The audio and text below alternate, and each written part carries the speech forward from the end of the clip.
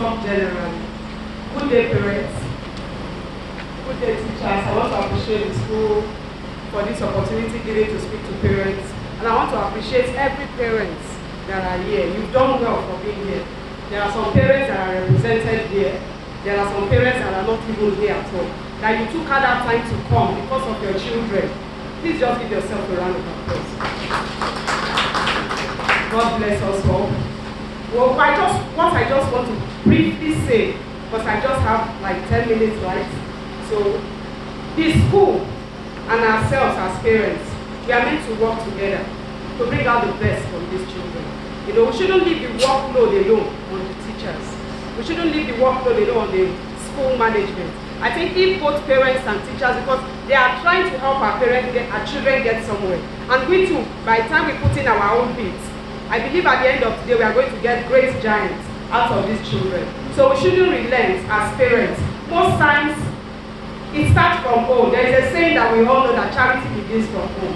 I was just about pointing out dressing. When he said maybe later, that will be addressed. Because I see they have different uniforms for some days. And you see some children putting on the purple for the days of white. Or putting on white for the days of purple. So the question now is, were their parents not at home when they left home? Because ordinarily, you know that day you're not supposed to put on that uniform and you allow your child to leave home dressed like that. It is really not proper. I have quarreled in school on that several times. It's a uniform. When they say uniform, as in it's supposed to be the same thing. Not you see some children on purple, you see some children on white. They are wearing white, let it be white. So I just want to encourage us parents, let's work with these teachers as they are putting in their bits. Let's put in our own bits. And we are talking about phone as well. I said it the other time, we've already deliberated on phone. You know, the kind of phone we give to our children, what are we even expecting from those kind of big phones that we give to our children without proper management, without proper education? It's a good one, just like we all know that the world is going digital. So they need to know all of these things. But the thing is, if you do not educate them on how to handle phones, the sites they visit, and the disadvantages of those sites. If you do not tell these children, they will learn it outside. The phone you are hiding from them that they should not use at home, they are going to learn all these things outside. Why not educate them yourself at home and let them know the good and the bad side of handling phone? Instead of just giving them the phone and they drop their my daddy has given me, I use an iPhone, I have an iPhone, this one, they bring it to school, they just want to make brag about it. I've quarreled Mr. Asian several times, but I still want to put it to us parents. I don't see why a child should come to school with phone. Most times, take your children unawares. Open their school bag and get to see what is in their school bag. Don't just leave their school bag lying there. Take them unawares. Open the bag. Take them unawares. Go to their room in the night. Just tiptoe and go and see what they are doing. Don't just leave these children. We have a lot of work to do because many things are happening. So we shouldn't fold our hands and be looking because we don't want to fail as parents. So we should monitor our children, everything they do. And once a while, I think it's good we have family talks. Let's create time to talk with our children. You know, we might be too busy. We have so many parents that are very busy, but it's a sacrifice. You can pursue this money and at the end of the day, you will find that this money is useless. By the time you get to the age of 60, 70, you find that the thing you're pursuing is useless. When you see the state of your children, it is now we need to make that sacrifice. Let's try as much as possible. Call out these girls, call out these boys, speak to them, let them know what is happening out there, educate them. We heard of a 12-year-old boy that wanted to use his mother for ritual. We've heard of so many wonderful things going on out there. Let them know what is happening. Put them through. And some kind of things you see in your children. I was telling you, I see some children come to school. And that's how we put it to the school. You know, there is no cardigan. I have complained of cardigan in this school. This school should have a cardigan. Not everybody putting on a beautiful top in the name of cardigan. I have seen some children just, there is a particular boy, it doesn't wear uniform. It's always on that cardigan. It never wears uniform. If they want me to put him up, I'll put him up. I have been bitter. When will your child be coming to school without uniform? He just puts on that top without a uniform. That is coming from a home. Most times, I don't know, we all have different homes. We shouldn't leave our children in the hands of grandparents. We shouldn't leave our children in the hands of maids.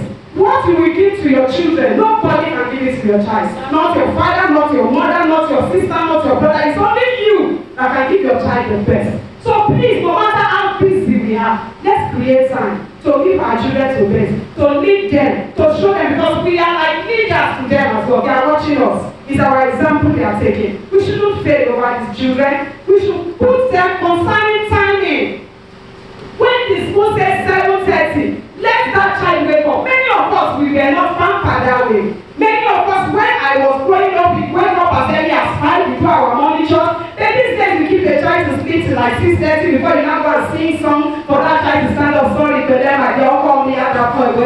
You know, for the child to stand up. Then the child will now lazily stand up without even lifting a cup, and you pamper him to take his bath, and he still comes to school late. That is wrong. Imagine that child tomorrow going out there for an interview. When will that child get there? Will you begin to wake up that child? So let us start that. Everything is not about education. Let's inculcate discipline in our children, good manners, good morals, how they carry themselves. Let's build confidence in them. Let's not just leave them and say, Mr. Nessia will teach them everything. It starts from us. What are you teaching your children at home? How are you handling them? What are you educating them about? The girls, do they know anything? Are they learning about boys from their friends? They should learn it from you first.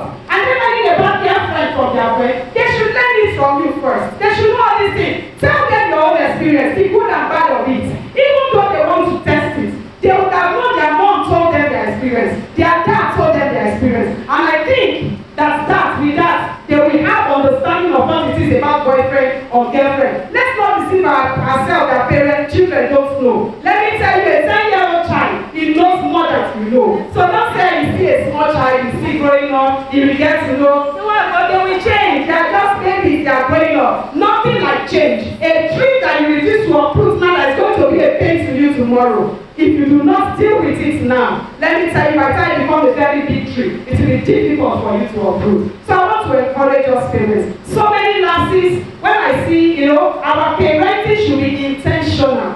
When you are intentional about something, there is a purpose. You are driven by a purpose. How do you want your children to be tomorrow? How do you want your child to stand out among their standing tomorrow? What do you expect from your children? Is it just about giving them education? Good character.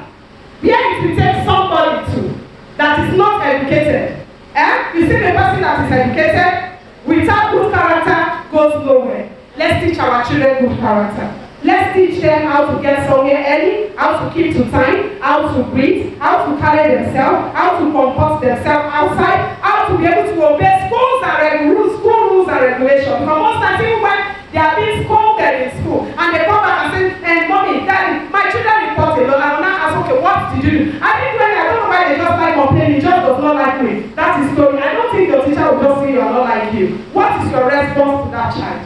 Do you immediately support because you will boost him? You give that child, moral, you give him strength to be able to believe that he is right. When you tell the child, why will Mr. Isaac be picking on you every time? You're the only person in that school. What's wrong with him? You don't say that in presence of that child. Even if the child is wrong, try to find out what happened. And even though, if you want to even scold the teacher, not in presence of that child immediately, go to the school, make your complaint, ask the sometimes I want to call Mr. Isaac. You see my children following me. I say, why are you following me? What do you want to come and hear? Oh, you're off him out. They want to come and hear what I want to say. Say, tell him. I say, don't tell me. Don't call a teacher or the head teacher in presence of your children. It is very, very wrong. Make them feel that you've understood what they reported to you and you will look into it and let it end there. And you come back. And please, we should not withhold discipline. Most of us talk about children to the point of not even raising the rod. Even the Bible said it. It said foolishness is bound in the hearts of children. It said the rod of correction will chase it.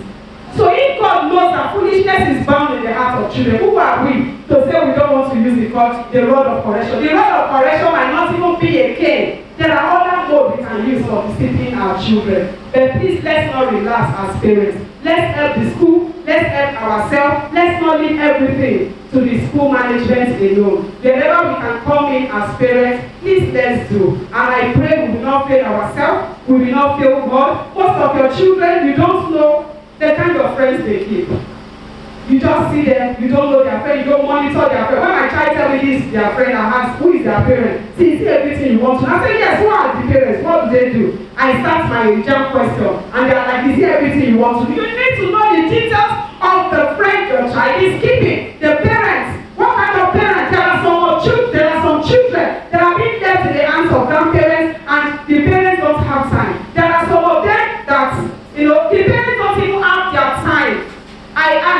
children class in church, and you see some of these children, they will come there looking at her. My grandma did not see my other shoe. My grandma did not. I said, where is your mommy?